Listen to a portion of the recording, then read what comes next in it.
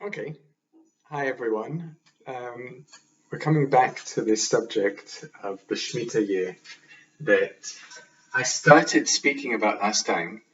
And I mentioned that there's an issue on my mind that I want to get into later, that I'm not really sure that this year that everyone says is the Shemitah year really is, um, where the 5782 is the Shemitah year. Um, and I said I'd look into that small subject, and I started reading this and reading that, and it became a like a rabbit hole um, of of really getting into the complexities of how time is measured and what significance is given to time um, in the Jewish count from this perspective of Shemitah. And I want to go into that a little bit. I want to kind of invite you into this journey, into looking at the complexities of how the Shemitah year is calculated. But more than that, if you're a numbers person, you'll enjoy this. If you're not a numbers person, then you should also enjoy it by just kind of floating through all this chaos, right? And noticing that chaos, because a calendar isn't meant to be chaotic. A calendar is meant to be the most regular thing we have. That kind of gives order to everything else. And if there's questions about the calendar, that already shakes up our sense of security a little bit. So let me go into the details a bit, and then at the end we'll zoom out and try and figure out what the significance of the confusion is. And if you're following along, either listen along or you should have a link to the source sheet where I gathered all these texts. Okay, so we have this idea of the Shemitah we spoke about last time. Every seventh year is a year of rest. We said in the land of Israel, that means a rest of the land. It doesn't get worked during that year. And in and outside of the land of Israel, or not connected to land, there's a rest of transactions of owing money. Debt is cancelled every 7 years. And how do you count those years? And there's the Shemitah cycle every 7 years, and we have this other thing called Yovel, the Jubilee year, every 50 years. And every 50 years, it's kind of like a super Shemitah.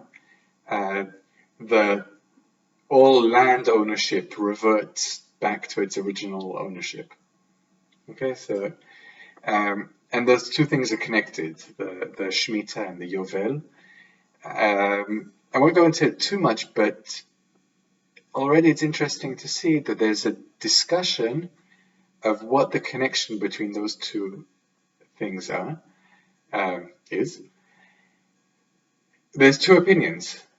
The rabbis say that the 50th year, the Jubilee year, is its own thing, its own year, and then you start the cycle of Shemitah again. And there's another opinion of Rabbi Yehuda who says, no, the Jubilee year is the first year of the next cycle. Okay, can you imagine if you start counting the years? So year 1, 2, 3, 4, 5, 6 are normal. Year 7 is Shemitah.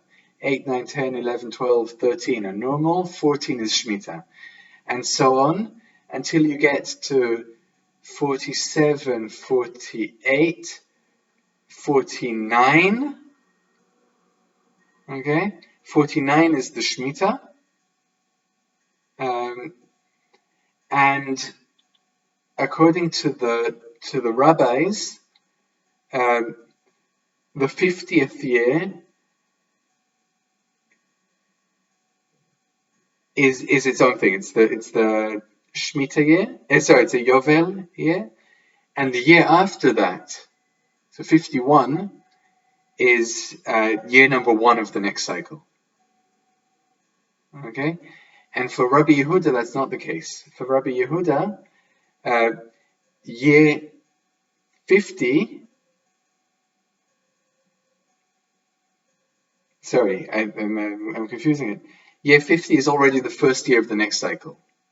Okay, so year 49 would be Shemitah and Yovel, and 50th year is already the first year of the next cycle. I think I've got that right. But what's important here is that there's an argument. Okay, so it's not like we don't have arguments about what day Tuesday is. There's a broad consensus of the days of the week. Going forward and back in time, we know when Tuesday is going to be. Right?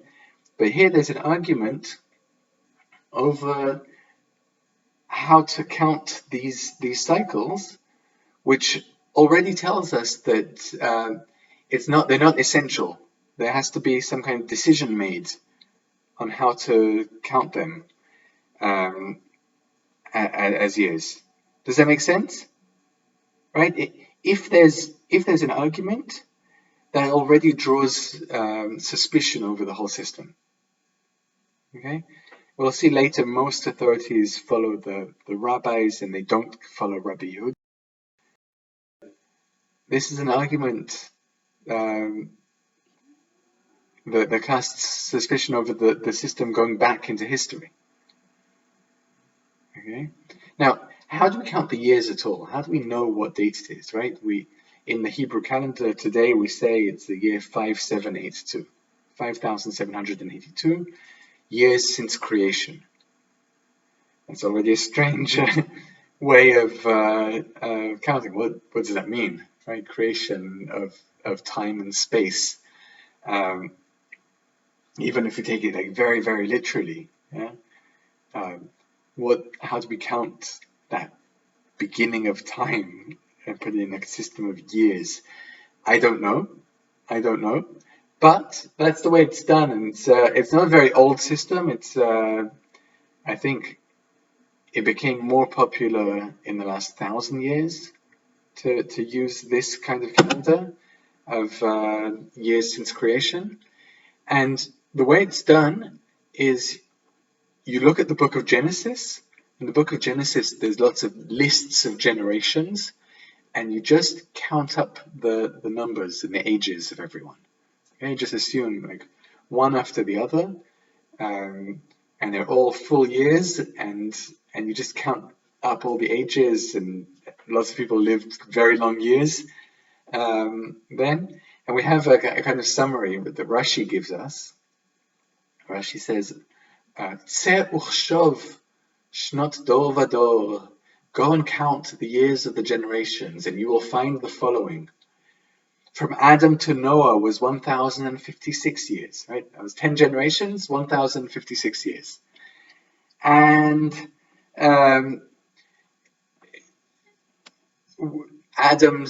Noah started having children when he was 500 years old. He had 3 children, Shem, Ham, and Yefet, and we assume he had 1 child per year. Shem when he was 500. Well, that's also a question, right? Which one came first? If you understand the verses to be that Yefet came first, and then a year later Ham was born, and a year later Shem was born, okay?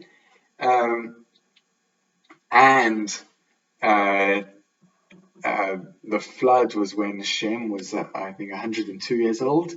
You find that, when Shem was 100 years old, the flood happened in the year 1656. If this is confusing, just ignore it. Okay? Then you have to start counting all the generations after Noah and Shem. Okay? And you start adding, Shem was 35 when he had his son Arpachshad, and Arpachshad was 30 when he had his son Shelach, and Shelach was 34 when he had his son Ever, and so on and so on and so on, until you get to Abraham, who was born in the year 1948. Okay, from the creation of the world, 1,948 years. Um, what what's the significance of that? I don't know. Right? It's a kind of a funny coincidence of calendars. The 1948 is significant in a different calendar. Um,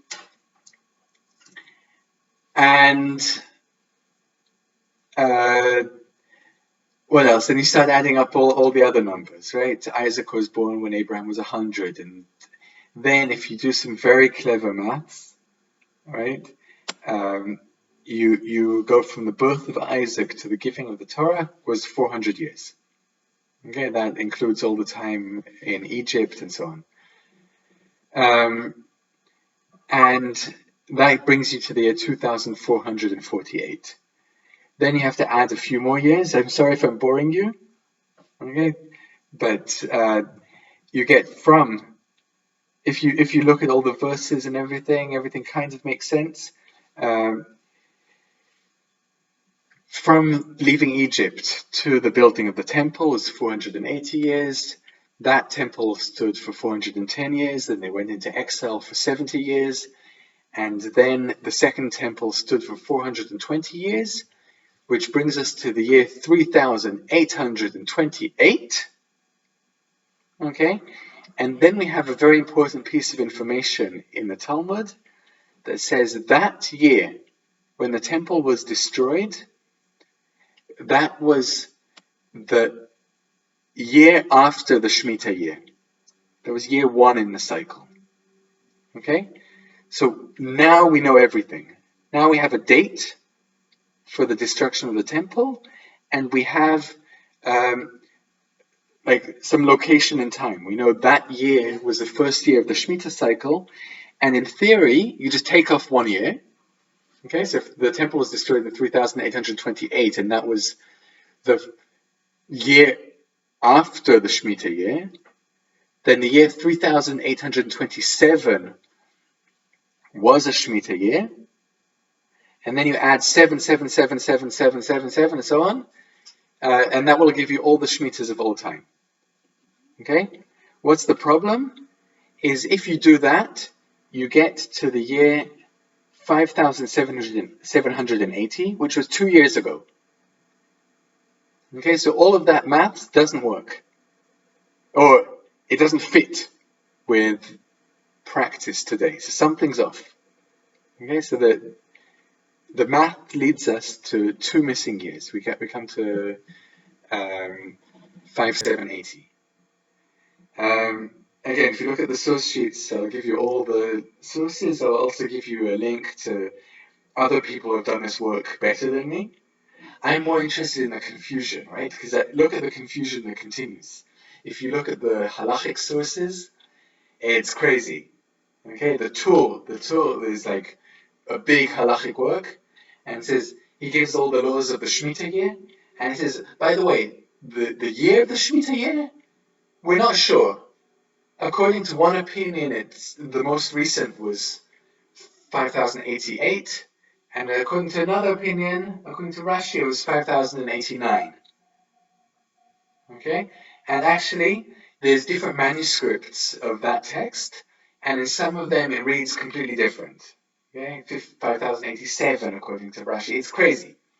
We have real confusion of when is the Shemitah year, and we have a testimony of Rav Yosef Karo, who's writing in the 16th century in the land of Israel, and he says, yeah, these days there's a huge debate between the sages of the land of Israel and those of the kingdom of Egypt, and on this matter, Rabbi Levi ibn Habib wrote that the true Shemitah year is the one that the Rambam relied upon. Okay, and that guy, that Rabbi Levi ibn Habib, he's like he made sense of all this. He kind of brought all these opinions into accordance with each other, right? He made harmony. But I'm not even bringing Ibn Habib here because I don't want harmony. I want to feel this chaos behind or lurking within our system of Shemita. Okay. So again, so Yosef Karo says that Ibn Habib says that Rambam was right. Okay, but what's strange about Rambam? If you look at what Rambam writes about the Shemitah, he does his whole calculation like I just did, and he says, okay, I've done this calculation, and it seems to me that the year I am in now, okay, the Rambam says the year I'm writing which is 4,936 since creation. This is a sabbatical year. This is a Shemitah year. He says, I'm writing in a Shemitah year.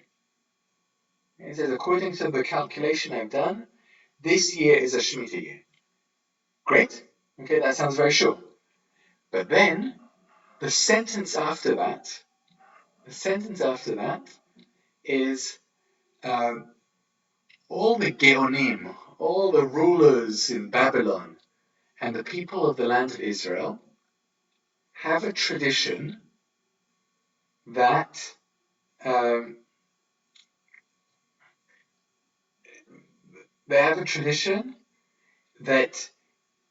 we calculate differently, and this year that we're in isn't a Shemitah year. Actually, according to the tradition, it's the year after a Shemitah year. So there's a 1 year discrepancy between the Rambam's own calculation and the one he says everyone relies upon.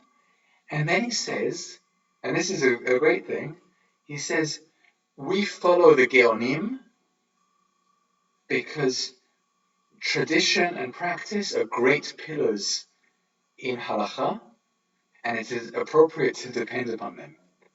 Okay, so he says, even though the true calculation is one thing, the tradition is another thing, and we follow the tradition and not what's correct. And that's really, really interesting. And you see that all over the place. I don't want to go into all the sources. Really look in the source sheet if you want. You see. Hey, I'll bring one more from the Ramah, from Rabbi Moshe Isserles, writing in Krakow, also in the 16th century. Okay, first of all, he says nobody I know keeps the Shemitah. He says here in Poland, in the lands that we know, we just don't do it. Okay, he says we should, but we can't be angry with those who don't because maybe they're right. And he says, by the way, according to the calculation when the Shemitah is, we follow the opinion that the year 5320 and 5327 and 5334, these are all Shemitah years. Because he has, and that works out the same as the Geonim, the tradition that Rambam follows. But then he says, Yehi Ratzon, may it be God's will that the temple will be rebuilt soon, and we will return to count the Shemitah correctly. Ki yavo Shiloh, until the arrival of Shiloh. Right? That's it's a phrase from the Torah. Maybe it's very unclear, but maybe it means it's kind of hoping for messianic time, right? But why does he say that here? Why does he say, we hope that in the future we'll count things correctly, Ki yavo Shiloh, because until the arrival of Shiloh, if you look at the word Shiloh, that's an acronym for another date, 5335. Okay, so he seems to be saying the year 5334 is the Shemitah year, but when the temple is rebuilt, we'll know that the real year is 5335. Okay, there's a discrepancy of 1 year. Okay, now I'm not going to bring any more of these. I did a spreadsheet. If you're really into this, I did a spreadsheet that shows all the different opinions on this matter and how they line up with each other and what's the real Shemitah year at the moment, according to each one of them. If this is really boring for you, just ignore that. And let's try and think what to do with this. Right? We have this idea we should rest every 7 years, but we also have a reality when we don't know when the 7th year is. And that doubt is kind of, it's in the background all the time. Okay, so what do we do with that doubt? And one way I found that was maybe helpful for thinking about this is to go to a completely different realm of halacha, to go to the laws of Shabbat. Okay? And in the laws of Shabbat, we have like a very specific law of what to do if you're out there in the desert, or you're lost somewhere, and your memory is lost or something. You just wake up one day, you're in the desert, and you don't know what day it is. How do you keep Shabbat? Okay, and there's a whole argument of how to do it.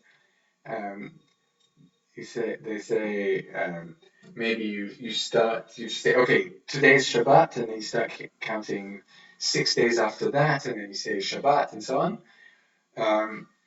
Or there's another opinion, which becomes the accepted one, that once you realize that you're lost in the desert, you count 6, and then you keep the 7th day as Shabbat. But since every day might be Shabbat, right? Every day you're allowed to do a little bit of work and no more. Every day you're allowed to work just enough to survive that day. Okay, because it might not be Shabbat, so you work. And you don't work any more than that because it might be Shabbat. Okay? And even the 7th day, which you say, okay, today is Shabbat, you make Kiddush, you make Havdalah, you do all these rituals around Shabbat, but you also work on that day. You can also work on that day. It's the same as all the other days because maybe it's a weekday. Okay? So you have this very strange system in case of doubt where kind of a little bit of Shabbat is everywhere. And a little bit of not Shabbat is also everywhere. And you make a decision, but you're not sure of your decision. And I'd like to suggest that something similar can be done with the Shemitah. This is where we are. We woke up in the desert at some point, and we said, we don't know. We don't know how our calendar works. We don't know when the Shemitah year really is. What do we do about it? So we make a decision, right? I'm not challenging all those people who think this year is the Shemitah year. Good, we made a decision, but maybe we're wrong. So what do we do with that? We play the game, but we play the game as a game. So this year's Shemitah, let's act like it. Let's cancel all debts at the end of this year, and look at my other episodes to see why that's important. But what about next year, the year after? Maybe those are really the Shemitah year. So what do? So we've made our decision. We say we're not playing that they're the Shemitah year, but we should also have a sense that there's a little bit of Shemitah in every year as well. Meaning, we should be a little bit freer with money also every other year. We shouldn't be so strict about who owes us money. And maybe do a little bit more of canceling debts, whether like real actual money debts or what we think people owe us in terms of gifts and so on. And also in terms of land, right? In terms of land, we should okay, so we grow things during the 6 years that we don't say are the Shemitah year. But let's be a little bit kinder to the land during those years. right? Just enough, but no more. Not overuse the land. I think our world is telling us these days, slow down a little bit, right? We need a bit more Shemitah. So, um, so that's it. I'm presenting you with a bit of confusion and chaos, and I want to suggest that confusion and chaos may be a gift that we have. Um, write to me, talk to me if you have any questions about all of this, and otherwise, I wish everyone happy Shemitah year.